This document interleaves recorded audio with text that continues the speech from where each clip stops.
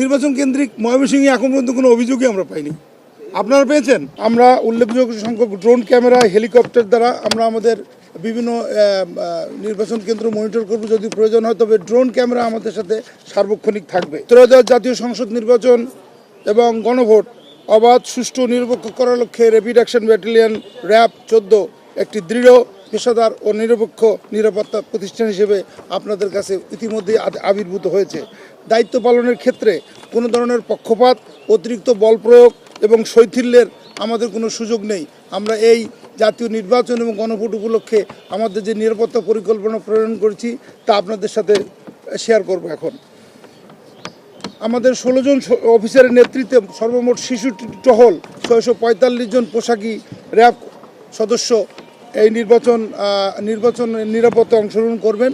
এর বাইরেও আমাদের উল্লেখযোগ্য সংখ্যক সাদা পোশাকে গোয়েন্দা তৎপরতা অব্যাহত থাকবে।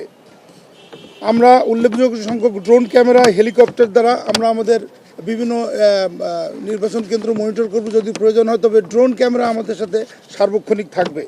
এছাড়াও ডগ স্কোয়াড এবং বোম ডিসপোজাল ইউনিট যদি প্রয়োজন হয় তাহলে প্রস্তুত রাখা হয়েছে। রোবাস্ট পেট্রোলিং ও অন্যান্য কার্যক্রম গ্রহণ করার কারণে জনগণ নির্বাচনী প্রার্থীদের মাঝে একটা আস্থা বৃদ্ধি পেয়েছে।